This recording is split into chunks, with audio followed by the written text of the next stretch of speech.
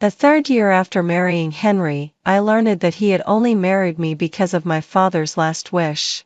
He didn't love me, the person he loved was the childhood sweetheart who had grown up with him.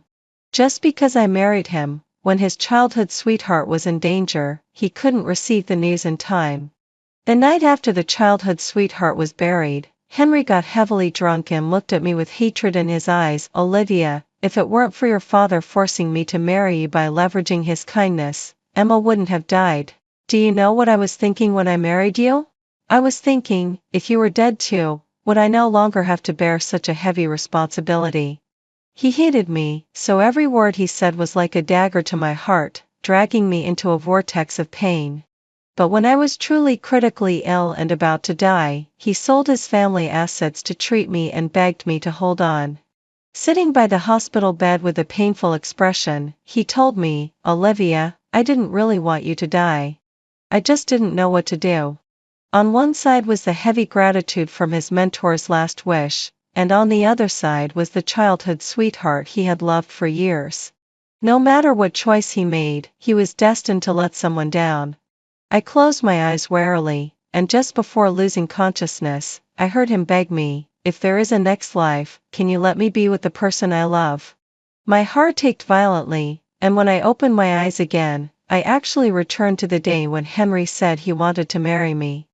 "Olivia, you must mourn properly." The person who came hugged me while crying. I stood there in a daze, looking at the tombstone in front of me, and finally came back to my senses. I had actually been reborn on the day of my father's funeral. Looking at the photo on the tombstone, my eyes instantly turned red, and tears rolled down my cheeks. When my red-eyed senior sister saw me crying, she couldn't help but cry too.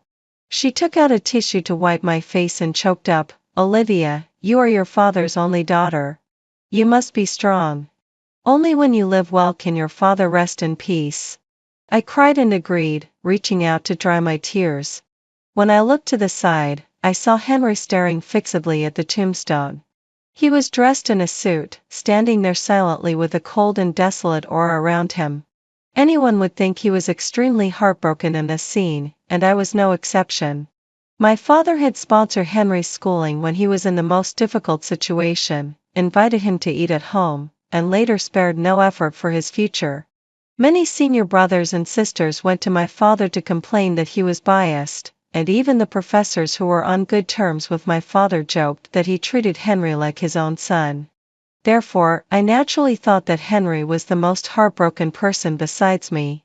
But after experiencing the past life, I realized that this was not the case.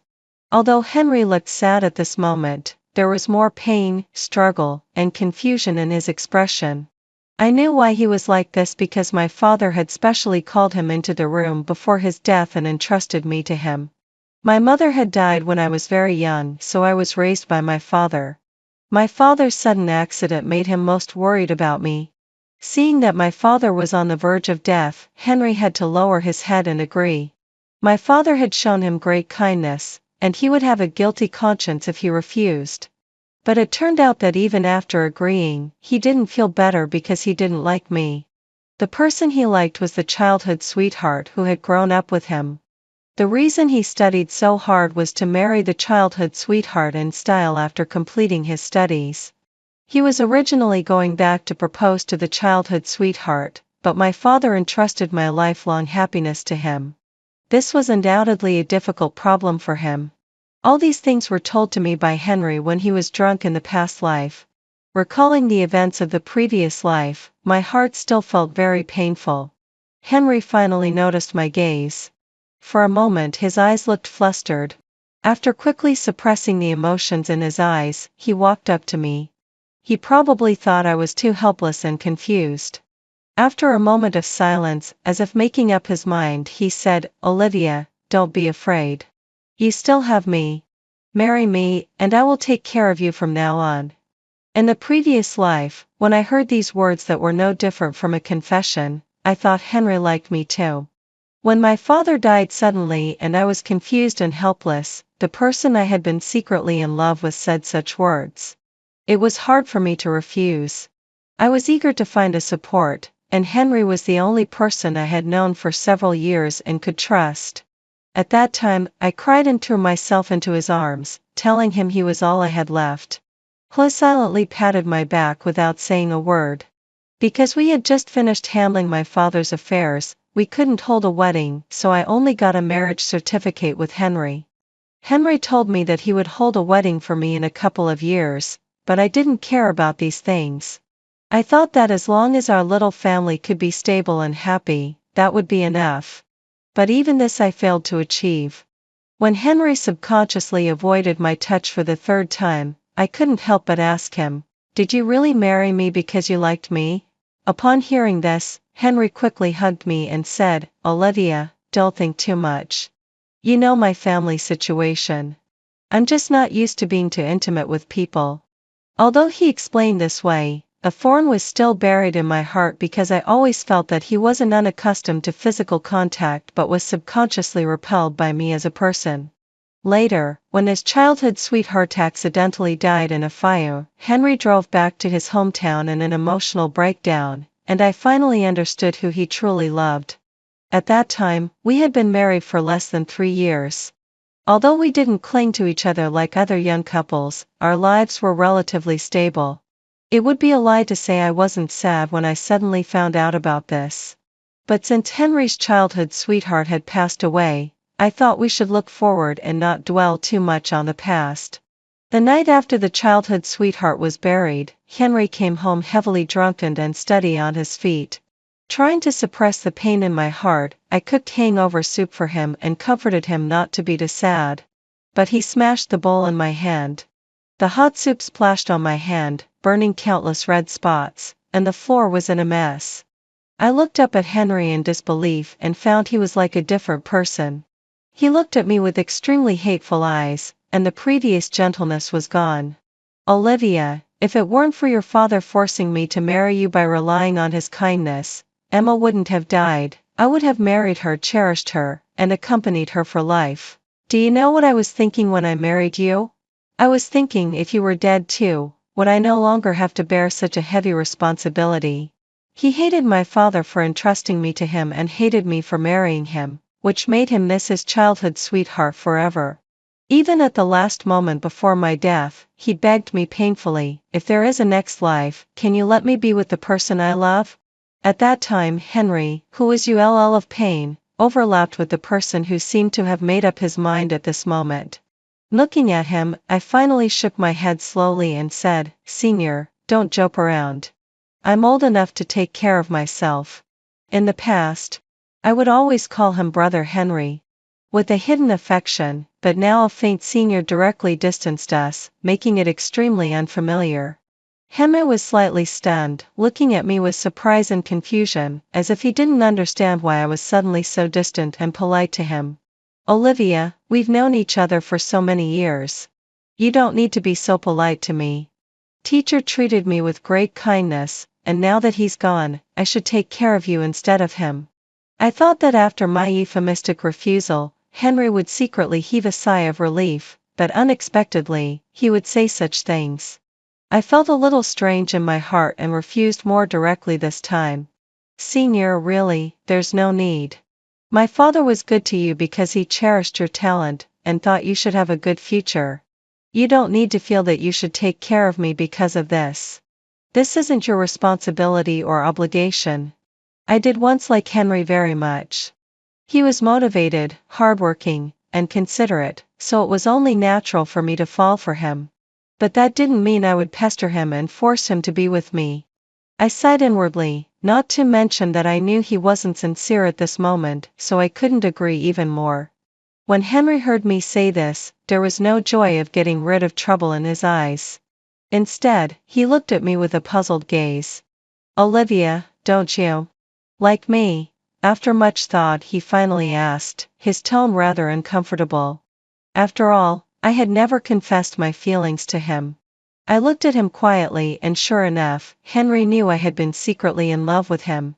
No wonder he hated me so much in the past life and said my father had exploited kindness for personal gain. Before Henry entered the hospital room, my father called me in first.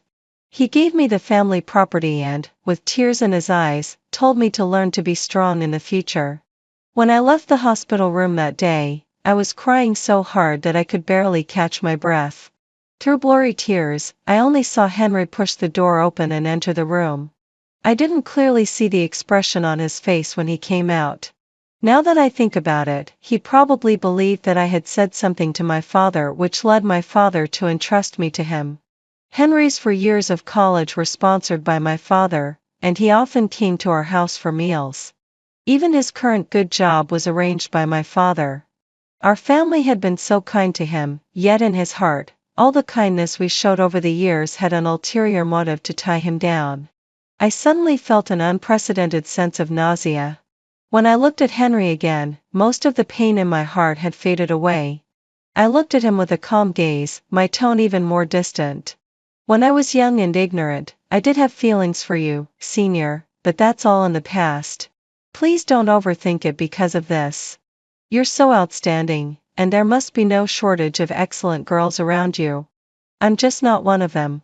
Although Henry's thoughts about me and my father made me feel somewhat uncomfortable, there was really no need to explain too much to him. Having a second chance, I should make things clear and refuse him early. In the future, he can marry his childhood sweetheart, and I can live my new life, with no more involvement between us. Henry probably didn't expect to be rejected by me like this. When he heard the words young and ignorant, his brows furrowed slightly, and a flash of displeasure subconsciously crossed his eyes. But when he thought of the childhood sweetheart waiting for him in his hometown, his expression returned to normal. I guess I was being presumptuous. Just pretend I didn't say those words. Olivia, if you need help in the future, feel free to come to me. I'll definitely do my best to assist you. Henry smiled easily, and the pain and conflict in his eyes vanished completely. Looking at his expression, I also felt relieved. In the past life, after Henry's childhood sweetheart died, he was so angry and never gave me a good look again. That showed how much he liked her. When Henry reacted unusually earlier, I felt strange. Now it seems I was overthinking. Henry deeply loved his childhood sweetheart, how could he be unhappy because of my rejection? Sure thing, I replied casually, then ignored him. After everyone left, I went up and kowtowed 3 times to my father's tombstone. I never believed that my father would exploit his kindness for personal gain. When Henry was admitted to the university where my father taught from a small town, my father came back and told me about it. He said that Henry's father had died early, and his family was poor. His mother had worked tirelessly to raise him and held multiple jobs to pay for his education. Just when Henry thought he could have a bright future after entering university, his mother fell seriously ill shortly after he started school. Henry had to spend time raising money for his mother's medical fees and couldn't balance the hospital and school at the same time. Afraid that he would impulsively drop out of school, my father, after consulting Henry, called on everyone to donate money to him. Since my father initiated this, he contributed the most, donating 50,000 yuan. After solving Henry's mother's hospitalization and medical expenses, my father, because he cherished talent, also covered Henry's tuition fees for 4 years of college. At the time he told me that as a teacher, he couldn't bear to watch a promising student be driven to a dead end.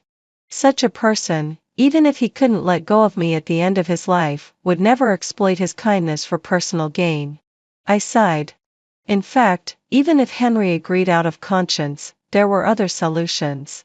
He could have taken the initiative to tell me about it, I wouldn't have pestered him. But he just regretted it in his heart yet said nothing. Making me wait until the 3rd year of marriage to find out that he already had someone in his heart. I had stayed with a man who loved someone else for almost 3 years, thinking we liked each other. It was ridiculous. Looking at my father's kind smile on the tombstone, I said with red eyes, Dad, you must have considered my best interests when you entrusted me to Henry, but he has someone in his heart and isn't someone I can rely on.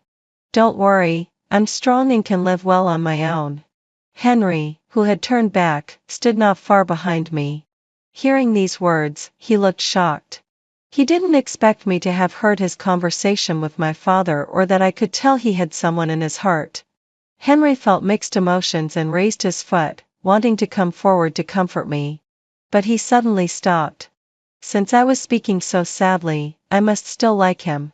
If he came to comfort me, I might take the opportunity to cling to him. Thinking of his sunny childhood sweetheart waiting for him to return home, Henry finally turned and left. My father had asked for his opinion before entrusting me to him, but he had just asked, and I had said I didn't need his help. Henry thought he would help me when he could in the future, but his heart would definitely be focused on the person he truly loved. I didn't know Henry had come back. After chattering in front of the tombstone for a while, I went home. The house was empty and extremely quiet. In the past life, the reason I didn't dare to go home alone after my father's death was that I didn't want to be alone in an empty house. But in reality, not wanting to be alone doesn't necessarily mean getting married. I gave the house a thorough cleaning, set up my father's portrait properly, and then went out to a pet store.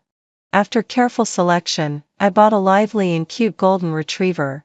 I also bought all the necessary items, such as a dog cage, toys, and dog food. The little guy was lively and clingy. I walked him twice a day, and my mood got better and better. "Olivia, is this your new dog?" Hearing a familiar voice, the smile on my face faded a little. Looking up, I saw Henry, whom I hadn't seen for a few days, not far ahead. Beside him stood a girl wearing a loose t-shirt and black pants. When Henry called out, the girl looked over curiously. I had seen her photos in my past life, so I recognized her at a glance as Henry's childhood sweetheart, Emma. I moved my gaze away from her and gave Henry a faint smile. "Yes, I just bought him a couple of days ago."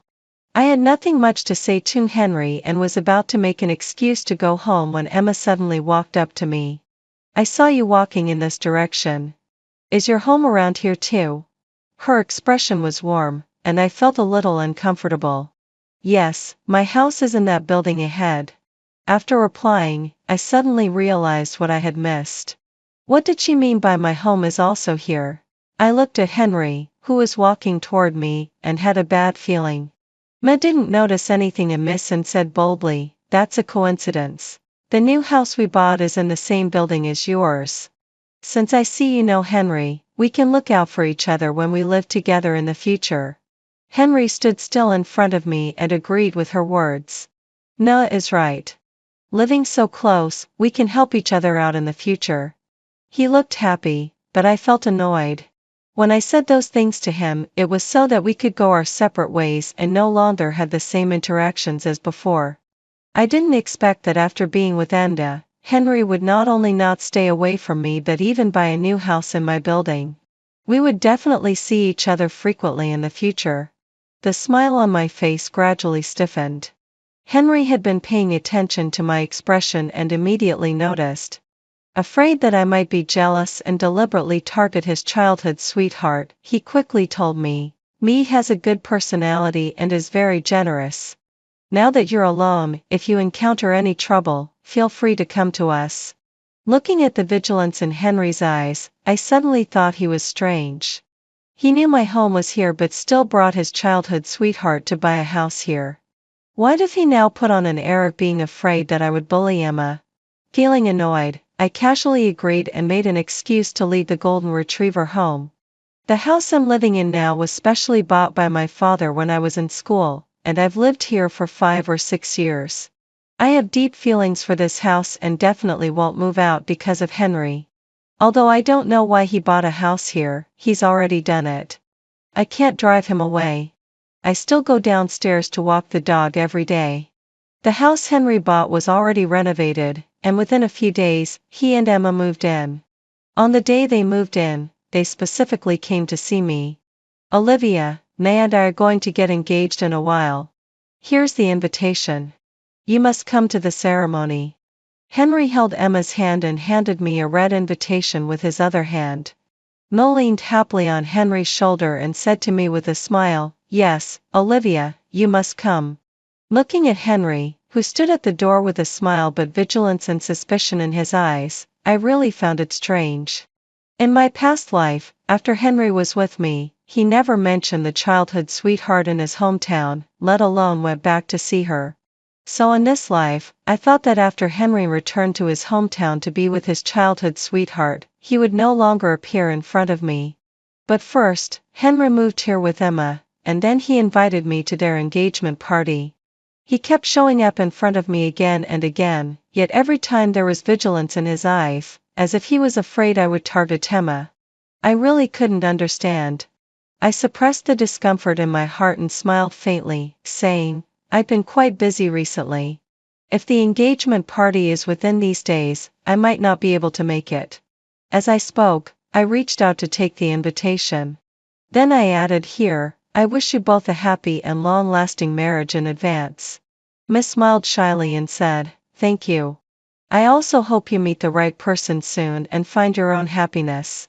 Since I didn't sense any malice from her, my smile became more genuine. "I will." Ordinarily, someone about to engage to the person they've loved for years would be overjoyed upon hearing such blessings. But Henry wasn't. The smile that had been on his face when he first handed me the invitation faded significantly, and his brows furrowed slightly, as if something felt off to him.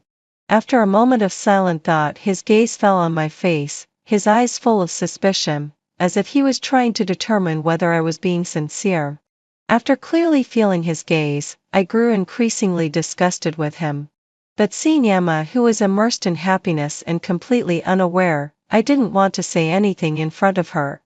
After the two left, feeling pent up, I directly took the golden retriever downstairs for a walk to clear my mind. When I came back to take the elevator, I happened to see Henry alone. He looked at me, and after a moment of silence, suddenly said, "Recently, I feel like our relationship has become much more distant." I calmly picked up the toy that the golden retriever had dropped and replied inferiorly, "After all, we're not in school anymore. Everyone has graduated and started their new lives." Henry stared fixedly at my expression. When he saw no trace of nostalgia on my face, an inexplicable anger welled up in his heart. "Even with new lives, it doesn't hurt to continue being friends." His tone was unpleasant, and I could no longer hold back. "What kind of friends?" "The kind where I secretly loved you, then targeted Emma out of unrequited love after finding out about your engagement, and got scolded by you?" I had been wondering what Henry was thinking these past few days. It wasn't until just now, when Henry expressed dissatisfaction with my distance and said starting a new life shouldn't prevent us from remaining friends, that I finally understood. He wanted both the childhood sweetheart he had loved for years and to maintain the relationship we had built over several years. At the same time, he was worried that I would target Emma because of his relationship with her. I frowned in disgust and looked at him with extremely unfamiliar eyes. "Henry, what do you take me for? And what do you take Emma, who is about to engage to you, for?" The former Henry was ambitious and hardworking, and my father praised him whenever he mentioned him. Back then, I liked his excellence. But now, when I look at Henry, I only feel disgusted. Because I've realized that when someone who seems excellent has flaws in their character, they are no longer appealing. Henry didn't expect me to say such things, and his face turned pale and ugly. He frowned and said, "Olivia, after knowing each other for so long, is this how you see me?" I found it ridiculous. "If you weren't like that, why did you bring Emma all the way here to buy a house near mine? If you weren't like that, why do you always stare at me vigilantly, afraid that I'll conflict with Emma? Don't you still think I'm obsessed with you and will target Emma?" I didn't say anything before because Emma was present, and I didn't want to ruin her expectations. But Henry kept doing things that made me uncomfortable, which was really disgusting. Since Emma wasn't here now, I might as well say everything I wanted to say. Henry's face darkened, and his tone turned cold. "I just feared you might not be doing well alone. I wanted to live closer so I could help when needed and let my mentor rest in peace. Is that wrong?" I was somewhat speechless. First, there's no need to buy a house this close just to help. I won't be touched by that. Second, I'm an adult and can live well alone. It's your constant vigilant looks that make me uncomfortable. As the elevator doors opened, I stepped out and left 2 sentences behind. Not everyone is vying to have you. Since you're going to engage to Emma, you should treat her wholeheartedly. If you can't, let her go as soon as possible. Henry looked unpleasant and didn't respond to me. But I didn't need his response. Before I died in my past life, I felt guilty toward Henry, thinking that if it weren't for me, he could have been with Emma. But now that I think about it, that guilt must have been a mistake. My family has helped Henry for years and we indeed have been kind to him, but no one forced him to marry me. If he didn't want to but still wanted to repay the favor, he could have returned the money my family spent on him and turned the page. But he didn't. He made the decision, and I was completely unaware. Yet whenever he regretted it, he blamed all the mistakes on me, as if he himself had done nothing wrong. In this life, too, I'm letting him be with the person he loves. Instead of living a good life with her, he specially moved here to annoy me. In reality, he neither respects me nor loves Emma as much as he claims. The only person he truly loves is probably himself. Henry didn't go home. He came to Olivia's door and lingered there for a long time without knocking. Yes, he admitted that he was indeed a bit worried about Olivia's past crush on him. But his intention in moving here was good. As a girl with no man to rely on at home, Olivia might be bullied at any time. Since Olivia's father had shown him great kindness, even if he didn't follow his advice to develop feelings with Olivia, he couldn't just ignore her. Mo was always magnanimous and considerate. Even after they got married, if Olivia needed help, Emma would surely have no objections. It was with these considerations that Henry moved here. He wanted to explain things properly to Olivia, but after lingering for a long time, he still didn't have the courage to knock. Olivia had deep misunderstandings about him right now, and she probably wouldn't be willing to listen if he tried to explain. As Henry was thinking, his phone suddenly dinged twice. It was a message from Emma, a photo of the meal and a question: "The meal is ready. When will you be back to eat?" Henry subconsciously frowned in irritation. After thinking for a moment, he went downstairs and headed home. When he arrived, Emma immediately greeted him with a smile. "Welcome back. Wash your hands and try today's dishes." Henry responded inferiorly, washed his hands, sat at the dining table, and took a bite of the food. May looked up and asked expectantly, "How does it taste?" Henry was still thinking about how to make Olivia forgive him, so he replied perfunctorily, "It's good." Mona noticed his distraction and showed a hint of disappointment, but she quickly smiled and continued, "I bought these fresh shrimp from the market. They were a bit pricey, but the taste is indeed excellent." She happily shared with Henry, but the more he listened, the more annoyed he became. The former Emma would brightly share delicious food and fun things with him freely, but now she was no different from others, chattering about boring daily chores. Henry didn't want to listen to her rambling anymore. He looked up at her loose t-shirt and hid the slight disdain in his heart. The engagement is coming up in a while. When you have free time, go buy some clothes and learn to dress up. If you can't learn, you can ask Olivia to teach you." Ma's voice was interrupted, and she sensed the disdain in Henry's tone, instantly feeling wronged in her heart. Henry lowered his head to look at his phone. When he saw a beautiful bracelet, his eyes lit up immediately. Based on his understanding of Olivia, she would definitely love this bracelet. If he took it to explain, it would surely work. He was completely unaware that the look in Emma's eyes across from him was gradually turning disappointed. "Because I was so annoyed with Henry, I didn't even go downstairs the next day." "Olivia, are you home?" I was surprised when Emma's voice came from outside the door. I thought she was brought by Henry again, so I checked the monitor on my phone. When I saw she was alone, I got up and opened the door. Ma smiled at me apologetically and handed me a box of washed strawberries. The person who is usually warm and cheerful actually seemed a bit ill at ease now. "Olivia, besides you and Henry, I don't know anyone else here. Can I come in and talk to you for a bit?" I didn't dislike her, my disgust was purely for Henry, who wanted it all. Since she wasn't followed by the person I hated, of course she could come in. "Sure, come on in and have a seat." Ma smiled and walked in. I poured her a glass of water and was about to ask what she wanted to say when she spoke first. Olivia, I've decided not to marry Henry. Her sudden statement left me stunned.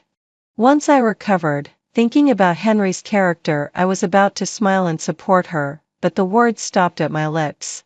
I heard you've been childhood sweethearts, and you've been waiting for him to marry you. Are you really sure about this decision? Of course I was glad Emma had this thought, but they'd known each other for so long. I had to be careful with my words. I didn't want to support her now, only for her to soften and regret later that would make me the bad guy. I had my reservations, and Emma seemed to sense them. She smiled. Although we've had years of love, I've truly made up my mind to leave him. Once, both our families were poor. We swore we'd live a good life, and be happy together. But people change. Henry isn't the poor boy who struggled to go to school anymore. Sometimes I don't understand what he says, and he doesn't want to listen to me. If it's like this now, I can only imagine what marriage would be like. After Emma's rational analysis, seeing her serious expression, I completely relaxed. I'm glad you see it clearly. A guy like Henry really isn't worth marrying. I'd worried she might hesitate, but she saw through him better than I did. That tea-timing scumbag Henry didn't deserve any girl. Nima looked at me and smiled warmly. Actually, I came because I was worried he might trick you after I left. Because I suddenly realized Henry has feelings for you. But seeing your reaction now, I know he can't fool you. I couldn't help but laugh. Before I could say more, a knock sounded at the door, followed by a familiar and annoying voice. Olivia, you misunderstood yesterday. Can you give me a chance to explain? I turned to look at Emma, who was rolling her eyes at the door. Noticing my gaze, she pointed to the bedroom and whispered if she could hide there. After a moment's thought, I agreed. Since we both saw through Henry's true nature, why not listen to what he had to say together? If he said something disgusting, we could confront him on the spot. Once Emma was hidden, I opened the door. The moment Henry saw me, he opened the box in his hand and held it out. I saw this bracelet online and knew you'd love it. Try it on. I didn't even glance at the bracelet, asking coldly, why are you here again? I thought I made myself clear yesterday. Henry heard the rejection in my tone, and his smile faded. Finally, he said with a mix of helplessness and sadness, Olivia, I know you heard my conversation with the teacher in the hospital.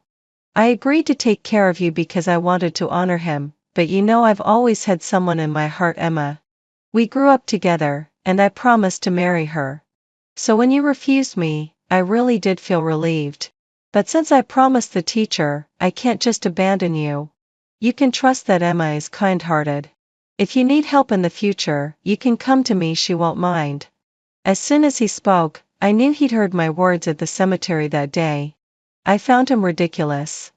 He hadn't comforted me once when I was crying alone, but now he was using it to pretend to care. I smiled faintly, almost mockingly. Henry, do you really think you're some hero for balancing to women? Henry looked embarrassed by the sarcasm. Olivia, can you stop misinterpreting my good intentions? I did all this for.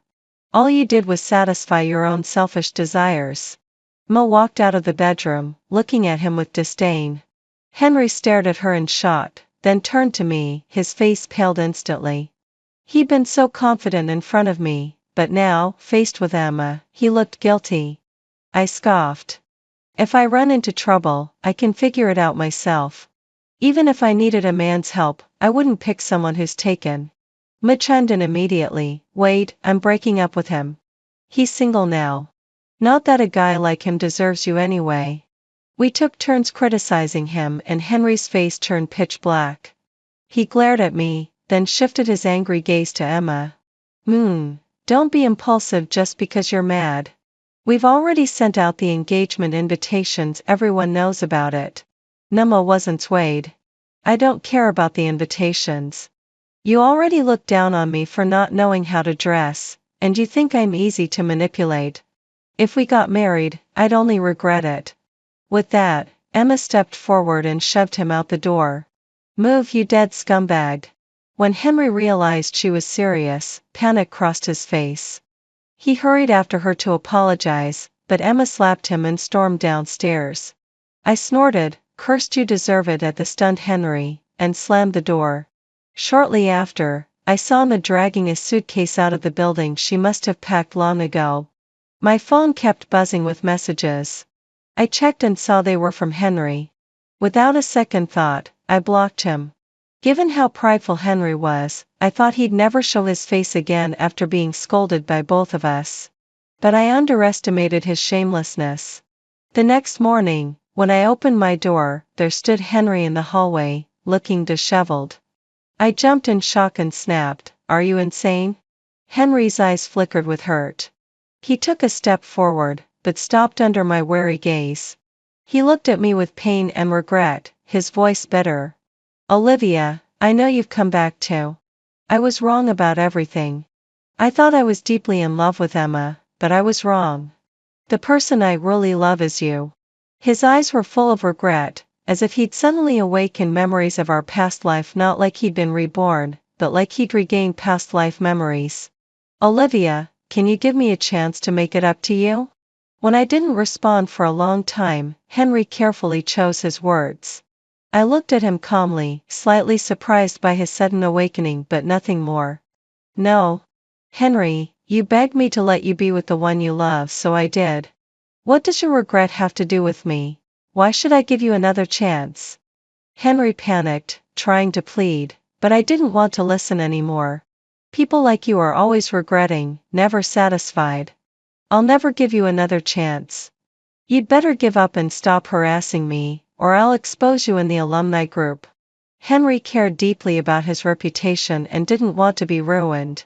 He took one last look at me before leaving, defeated and miserable. It was disgusting how he pretended to be lost without me when there was hardly any real love between us. Shaking my head, I went back inside. The next day, I heard Henry had sold his house here. A strange text popped up. "Olivia, I wish you good health and happiness in the future." I didn't recognize the number, but it was obvious who sent it. I deleted it and blocked the number, then knelt down to ruffle the golden retriever circling my legs. Henry really had nothing better to do. In this life, without him as a stumbling block, of course I'd be healthy and my days would only get happier. In my previous life, everyone knew that I was James' obsessive admirer. I chased after James every day, pestering him to marry me. In order to avoid me, James chose to go abroad for further studies. Without hesitation, I chased after him abroad, but I had a car accident on the way to the airport. James, who was not far away, watched me die with his own eyes. But he didn't offer to help. In this new life, I no longer loved him and chose to follow my family's arrangement for an arranged marriage. However, James rushed back from abroad, his eyes red, begging me not to marry someone else. But I was no longer Mia, the one who would always follow him. Mia woke up from the chaos, and her head felt as if it had been hit by a sledgehammer, causing a dull pain. The light outside the window made her squint her eyes. It took her a while to see the familiar layout of the room clearly. There was still a photo of her and James on the table. In the photo, she had a bright smile, but her eyes were full of cautious flattery, while James beside her had a look of impatience on his face. She sat up abruptly and reached for her face with both hands in a panic. There were no wounds that were covered in blood after the car accident. She was supposed to be dead, dying on the way to chase after James. Looking at her own room, Mia was shocked. Could it be that she had been reborn? At that time, when Mia heard the news that James was going abroad, she was extremely anxious. She was afraid that James would never come back once he went abroad, so she immediately drove to chase after him. As a result, a kitten appeared in the middle of the road. Mia, who was distracted, instinctively avoided it, but accidentally had a car accident. At that time, Mia's first thought was that fortunately, she didn't implicate anyone else. The dying Mia wanted to call the police with her mobile phone, but she didn't have the strength. She turned her head and saw James' car driving over. She hoped he would save her. But when he saw that it was her in the accident, he actually stopped his actions. Mia looked at him in disbelief. They had grown up together since childhood, being childhood sweethearts. She had liked him throughout her entire youth, so how could he just stand by and watch her die? Mia gradually lost her breath under James' indifferent gaze. The last thing that appeared in her mind was the scene of her parents smiling and calling her their precious daughter. The screen of the mobile phone lit up. Mia came back to her senses and picked up the phone. It was a flood of messages from her best friend. Mia, I heard that James is going abroad today. Do you know about it? It's such a big thing. And he actually hid it from us. He's really not being fair. Mia gave a bitter smile. It wasn't that he was hiding it from them. He was probably afraid that she would try to stop him. After all, he had long been disgusted by her pestering. This time, I will definitely not make the same mistake again. Mia gritted her teeth and forcefully turned the photo face down. All her obsessions collapsed at that moment. From today on, she would forget about James, enjoy life, and accompany her parents. The phone vibrated. Messages from her best friend Emma kept coming in. Mia, what are you going to do if James goes abroad?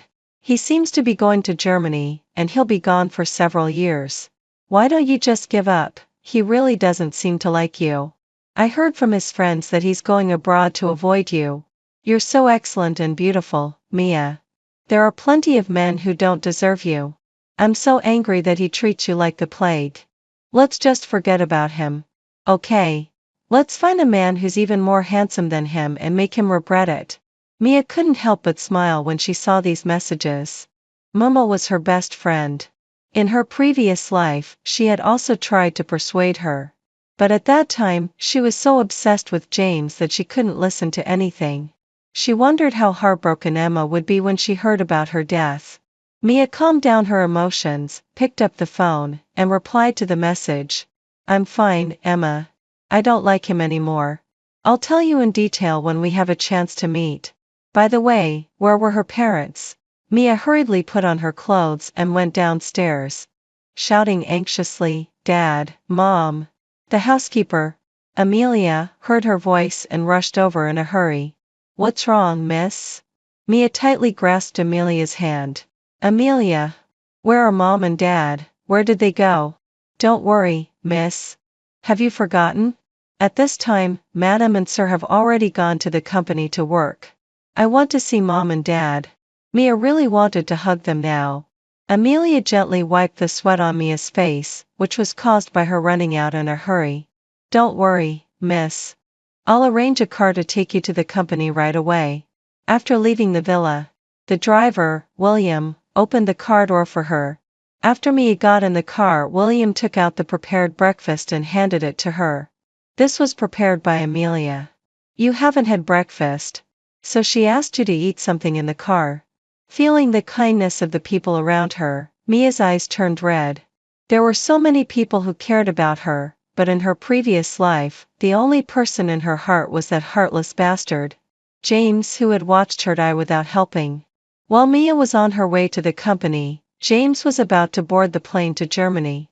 At the airport, James and his friends who came to see him off were waiting to board the plane, chatting and laughing noisily. Suddenly, someone mentioned Mia. I wonder if the eldest lady of the Mia family will chase after him. The crowd suddenly fell silent. Someone responded, why bring her up? If it weren't for her constant pestering James, would he have to go abroad? James glanced at him, and there was a look of displeasure between his brows. He hated it when people always tied him and Mia together. In fact, when they were young, James really liked Mia. They had grown up together since childhood, being childhood sweethearts, and the elders of their two families had a very good relationship. After Mia was born, James' parents took 5-year-old James to attend Mia's full moon banquet. When Mia was a child, she was very cute. Her eyes were always full of purity and curiosity, and she would show a sweet smile whenever she saw someone. When James came to the crib, Mia was sleeping. Mia's mother beckoned to him affectionately, James, come and take a look at your little sister. At the first sight, James fell in love with his beautiful little sister. Mia also liked him very much. Not only did she keep smiling at him, but she also held James' finger tightly with her little hand. They played together and went to school together since they were young, and their relationship was extremely good. The elders of the two families even joked that they should arrange a baby marriage for the two children. Little James also patted his chest solemnly and said that he would marry Mia when he grew up. Aunt Mia, let little sister Mia be my bride. I will definitely treat her well and give all my snacks to little sister Mia. The little sister also chimed in happily, be a bride. Be a bride. Those were just childish words. Everyone just took it as a joke. The two families were open-minded. If the two children were really destined to be together, they would eventually get together. If not, arranging a marriage too early might damage the relationship between the two families. But Mia took it seriously. Since she started kindergarten, she regarded herself as James' future wife, and James also liked this beautiful little sister very much. However, as they grew older, James went to high school while Mia was still a primary school student. James gradually became more sensible and developed a strong sense of self-esteem. People around James made fun of him for having a little wife. James, you already have a fiancée so early. Is this what they call a child bride? At first, James thought it was something to be proud of having a beautiful little wife, but gradually he began to hate it when people always tied him and Mia together. He was already a big kid, so how could he always play with a child? Moreover, the idea of a child bride was a futile thought. Thinking like this, James completely forgot that when he was a child, he had cried and begged for Mia to marry him in the future. So he began to distance himself from Mia. He no longer went to school with her or played with her. When Mia came to find him, he would always speak harshly to her. Mia didn't know anything. She started to be hated and alienated by James. She could only approach James more frequently, but James became even more impatient and even disgusted with her. This situation continued until now. Everyone thought that Mia was shameless and kept pestering James, and no matter how James refused, it was useless. But in reality, James lowered his eyes. In fact, he didn't really hate Mia. On the contrary, he actually enjoyed being liked and pursued by Mia. After all, although their two families were neighbors, Mia's family was much more powerful than his. Mia herself was also very excellent and beautiful. In any case, he didn't lose out. It was just that Mia was chasing him too closely, and he didn't have a chance to go out and play. Moreover, in matters of love, either one side prevails over the other. He actually liked Mia, but Mia was really too excellent, and her family was powerful. He certainly wanted to have the upper hand in their relationship. Otherwise, if they got married in the future, he would have to be submissive. He thought that after going abroad, he could have a good time for a few years and leave Mia alone for a while, making her even more devoted to him. When they got married, she would do whatever he said. Coming back to his senses, James looked at his watch. It was almost time and he should prepare to board the plane. Someone beside him said, I wonder if the eldest lady Mia will come chasing after him. James' good friend Henry smiled and said, she will definitely come. I casually revealed this to Mia's best friend, Mima. The two of them have a very good relationship. Mo will definitely tell her when she knows about it. Everyone burst into laughter, and even started betting on whether Mia would come or not. James smiled inwardly. She would definitely come chasing after him. At that time, he could be generous and ask her to wait for him in the country. They could get married when he returned home.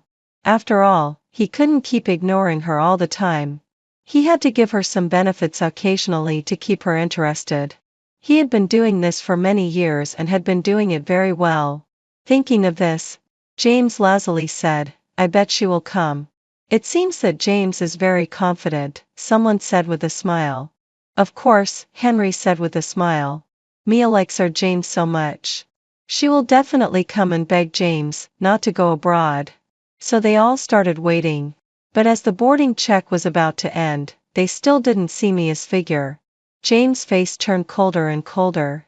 Someone beside him saw that his face looked really awful and tentatively said, Mia must be on the way. Or maybe Emma hasn't told her that James is going abroad yet. Hearing this, James' face looked a little better. But he was still resentful towards Mia in his heart. He thought that this time he should really ignore her no matter how she explained. After the boarding check, James got on the plane. He didn't know why, but he felt a sense of unease in his heart, as if something important had changed. James frowned and comforted himself that he was just not used to going to a strange place all of a sudden. At this time, Mia had already arrived at the company. When Mia rushed to the company, they were having a meeting. Mia waited for them in the office. Although she was a little anxious, work was more important. There were steady footsteps outside the door, followed by familiar voices. These were the voices she had heard countless times before. It was her father and mother. The doorknob turned and the figures of Mia's father and mother appeared at the door. Mia's father was still tall and straight, dressed in a suit. However, there was an unhidden look of fatigue in his eyes, and there seemed to be a few more white hairs on his temples. Mia's mother, who had maintained her appearance well, had a somewhat haggard look on her face and was holding meeting materials in her hand. In an instant, Mia's eyes turned red, and her throat felt as if it was choked by something. Memories of the past came flooding back. In her previous life, on the verge of death, she was filled with guilt for not being able to accompany her parents. She thought she would never have the opportunity to make up for it.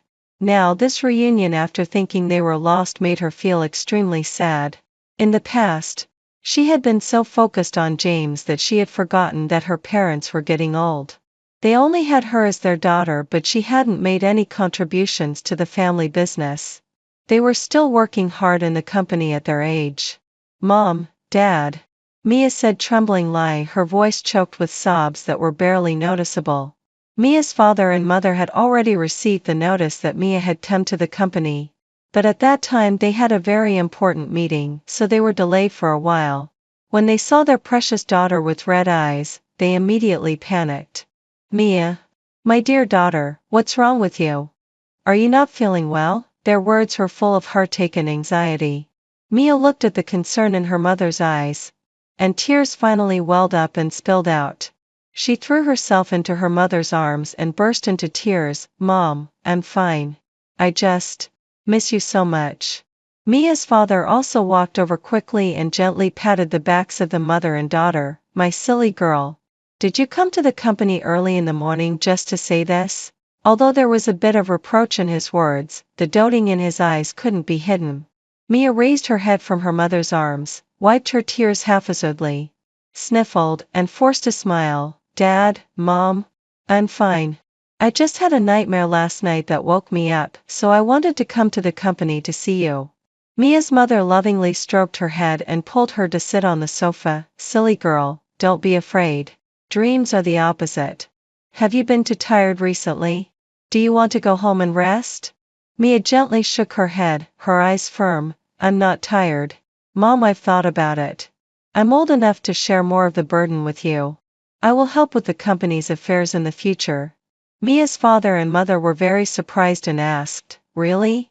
Mia, do you really want to come to the company?" Mia nodded slightly, looking proud. "It's true. I've had a good internship in Emma's family's company. I worked as an ordinary employee, and Emma's father said that I'm very good." Mia's father and mother knew that their daughter had always been excellent. She had been admitted to the major of business administration at Tsinghua University in the college entrance examination. When she was at school, she had interned in her friend's family's company, and had completed every project extremely well. If she hadn't been chasing after James all the time, she would have already been the chairwoman of the company. Everyone in the company knew that the Mia Group enterprise would eventually be handed over to Mia. After all, except for being blind in love, her personal ability was beyond reproach. She was even very outstanding. Without officially joining the company, she had helped the company secure several big orders. She also got along very well with the people in the company, and the employees all recognized her. The board of directors also had a very high evaluation of Mia. There was full of gratification in Mia's father and mother's eyes. "Good. Our daughter has grown up. It's good that you have the intention. But don't put too much pressure on yourself. Your father and I are here." Mia looked at her parents. Her father and mother were still worried that she would do something stupid for James. After all, the company was a family business, and everyone had a good relationship. The leader of the enterprise had always been the one who was capable. In case the wrong person was chosen, tens of thousands of employees might lose their jobs. Her performance in love usually made her father and mother hesitate. She should tell her father and mother clearly as soon as possible. Thinking of this, Mia said seriously, "Dad. Mom, I have something very important to tell you. I don't like James anymore." Mia's father and mother looked at each other and said excitedly, "Really, Mia? Are you not joking?" Mia's father and mother thought of something and said, "Mia, did that bastard James bully you? Tell your father and mother, and we will definitely teach him a good lesson." It's true, Mia felt a warm current flowing in her heart. I just don't want to be wronged anymore. Mia's father and mother looked at her with heartache. Their precious daughter had suffered. If Mia hadn't pleaded for him every time they wanted to vent their anger for their daughter, the James family would have been forced to leave City A long ago. Over the years, because of what that Brad James had done to their daughter, the friendship between the two families have long been worn away. The father is responsible for the son's misdeeds, and they as parents, and they were not innocent either. This time they secretly made up their minds to make the James family suffer. Looking at her parents' expressions, Mia guessed something and said, "Mom and Dad, I have let it go. From today on, there will be no relationship between our family and their family. Don't take revenge on them either. After all, he just rejected me." "Okay, okay. We will listen to you," Mia's father and mother promised. Not taking revenge, how was that possible? Mia just didn't want to dirty her parents' hands. The small company of the James family had always relied on her for survival. As long as she withdrew her help, it was estimated that it would go bankrupt soon. She just wanted her family to have a happy smile on their faces forever. And Mia's road to rebirth and counterattack had just begun. A new day. The morning light was faint. Mia took a deep breath and stood in front of the towering office building of the family enterprise. From today on, she would be in charge of this building that carried the glory and dreams of the family. Assistant Xiao Chu was already waiting at the door. While reporting today's schedule to her, she led Mia towards the conference room. Along the way, the employees all cast admiring glances at her and greeted her softly. "Hello, Miss Mia." After a day's work, Mia went home as usual to have dinner with her family. After Mia officially took over the Mia Group enterprise, Mia's father and mother stepped back and only occasionally offered some advice. At the dinner table, Mia's father and mother started talking about her love life. "Mia, you're already 25 years old this year. We're not in a hurry for you to get married, but think about it. If you want to get married, it's time for you to meet a man." "Right." Mia's father also chimed in, "Your mother and I know some excellent young people. They all come from well-matched families, and we know each other well." Mia looked at her father and mother's cautious expressions and couldn't help but smile. She put down her chopsticks and said, "Actually, I have something to tell you today. I already have a boyfriend." "What?" Mia's father and mother exclaimed in surprise. "When did this happen? Do we know this person?" Mia smiled and said, "Do you remember that our company had a cooperation with the Lucas Group last year? My boyfriend is the person in charge over at the Lucas Group. His name is Lucas, and he's the future heir of the Lucas Group." "Oh, it's him."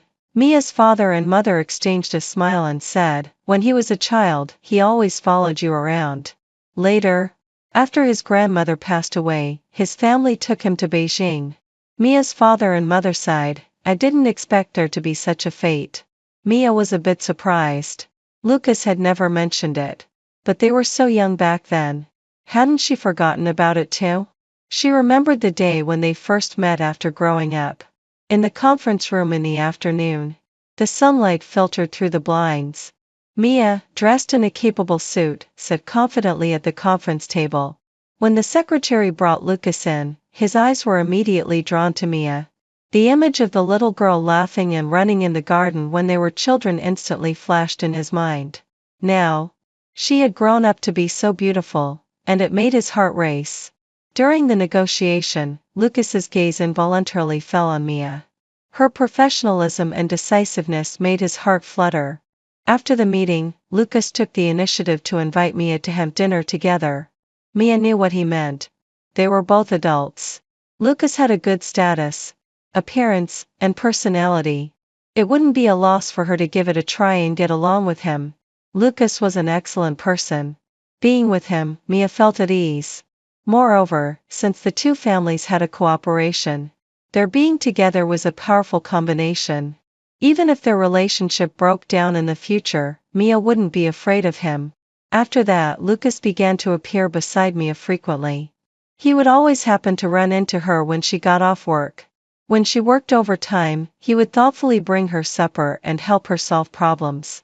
On weekends, he would often ask Mia out to art exhibitions and go mountain climbing. They would share their thoughts in front of the paintings, express their feelings to each other in front of the beautiful scenery, and the two hearts gradually drew closer, and the love between them quietly warmed up, bringing her thoughts back. Mia smiled as she thought that Lucas always said he didn't have an official status. Now, it was good that he was going to meet her parents soon. A few days later, in front of Mia's villa, Lucas nervously rang the doorbell. When the door opened, Mia's father and mother warmly welcomed him. Lucas bowed politely and greeted them. The carefully prepared gift in his hand was just right, neither ostentatious nor lacking in sincerity. At the dinner table, Lucas spoke with great eloquence, calm and confident. He answered the questions from Mia's father and mother fluently. If he hadn't secretly held her hand under the table, Mia lowered her head and pinched his waist. But Lucas smiled even more happily, completely losing his usual composure.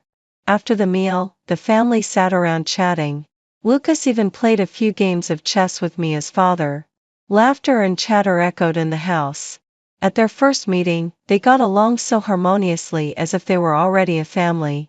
At the same time, James was awakened by a nightmare, sweating profusely. The scene in the dream shocked him.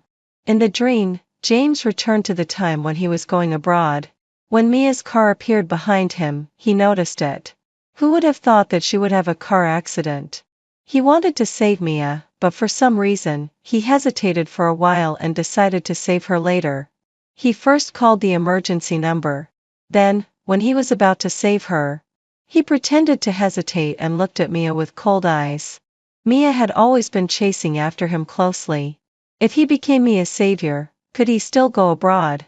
It was just right to give her a scare and make her stop chasing him so persistently. Mia was still conscious and could even pick up her phone. She must have only suffered minor injuries, James thought. After Mia fainted, James finally had mercy and carried her out. In an instant, James realized that something was wrong. Mia had no breath. James was in the blind spot of vision and didn't see that the main artery in her leg was cut. It was because of massive blood loss that Mia didn't have the strength to make a phone call. The main artery in the leg was mainly the femoral artery. Once it ruptured and bled, it could lead to shock or even death due to excessive blood loss in just a few minutes. If it had been tied immediately to stop the bleeding, there would have been a great chance of saving her. It was a pity. James's mind went blank. His eyes widened, and he mumbled, No, this can't be. He was filled with shock and disbelief. James knew that Mia had the car accident because she was chasing after him. If Mia's father and mother knew about it, they would definitely kill him. James couldn't and didn't dare to accept the fact that Mia was dead. He dropped Mia, drove away, and as a result, because he was distracted, the car drove off a cliff and exploded, leaving no trace of his body. When James learned that Mia had joined the Mia Group enterprise, he sensed that something was wrong. If Mia joined the company, she wouldn't have time to come to him. How could that be acceptable? After Mia completely took over the Mia Group, James immediately returned to the country. At that time, he found that Mia was in a relationship with a man. After investigation, he found that the man was the heir of another enterprise. James thought they were having a family arrangement marriage. With red eyes, he begged Mia not to marry someone else. Mia, I'm the one you love the most. We grew up together as childhood sweethearts. Are you really going to give up on our relationship of more than 10 years? James said painfully, Don't have a family arrangement marriage. Okay. I love you. You should marry me. Let's run away together. Mia looked at him coldly and said, who told you we're having a family arrangement marriage? We're in love. You may look good, but that's all you have. Do you really think I'll elope with you? You're daydreaming. I'm telling you, James. You'd better be careful. If you dare to show up in front of me and my family and talk nonsense, I can't guarantee what will happen to your parents and your small company. Mia not only humiliated him severely but also sent people to watch him go back to Germany. He could still remember Mia's cold words. You like going abroad, don't you? Then never come back. James didn't understand at that time. How could Mia, who had liked him so much, suddenly become so cold-blooded? It turned out that she had remembered the memories of her previous life. James smiled bitterly. He should actually thank her. Otherwise, he would have already died in the car accident. Over the years, Mia hadn't deliberately taken revenge on him. She just withdrew the help to his family's company. His parents were university professors. Although they came from a scholarly family compared with the Mia group, they were nothing. The small company in the family was established with the help of the Mia group after Mia liked him. It went bankrupt not long after he went abroad. Although the Mia group didn't take revenge on his parents, they were proud people. City A was the territory of the Mia group. They felt ashamed to stay there. Later, when they learned that Mia didn't allow James to return to the country, they simply immigrated to Germany as a family. Their family income dropped significantly, and they couldn't afford the luxurious life they once had in Germany. Now, James's parents taught Chinese at a local school, and he also had to work part-time to make ends meet when he wasn't in class. James smiled bitterly. He had brought himself to this situation and couldn't blame anyone else. Now, as an ordinary international student, compared with the head of the Mia group, there was a world of difference between them. He was filled with regret. Joan Cheng. News report. Today is the wedding day of Mia, the president of the Mia group, and Lucas, the president of the Lucas group. A grand and highly anticipated wedding in City A was held in a top luxury hotel. The two of them entered the marriage hall, attracting the attention of all sectors. Tens of thousands of imported flowers surrounded the venue, and the crystal chandelier cast a dreamy light and shadow. Wasn't she dead? She was supposed to have died on the way to chase after James. The groom was wearing a high-end custom-made handmade suit, with a tall and straight figure, and the bride was wearing a white wedding dress, with a bright and moving smile. The two of them came hand in hand. It is reported that the two belong to business families. This union is not only a meeting of minds but also a family-arranged marriage, injecting a shot in the arm for the local development. The two sides joining hands are expected to expand their territory in many fields such as emerging technologies. The wedding ceremony was solemn and warm. The newlyweds exchanged vows and promised to stay together for a lifetime. The two of them kissed deeply under the blessings of everyone. When James saw this scene on the social software, he was in great pain. The person standing beside her should have been himself. Now, because it was too difficult to graduate in Germany and with the blame from his family, he didn't even get his graduation certificate. With his academic background from Tsinghua University in China, he could have had a good life originally. But he couldn't accept a life with such a huge gap. He was tricked into getting addicted to gambling. Now, he had lost everything, and his parents were so angry with him that they passed away. He himself had no choice but to live on the streets. However, who would care about him? 3 years later, when Mia and Lucas attended the alumni reunion of Tsinghua University with their daughter, they learned from their classmates that James had been found to have overdosed on drugs and died on the street. Mia looked at her lover and child and showed a brilliant smile. What happened to James had nothing to do with her anymore.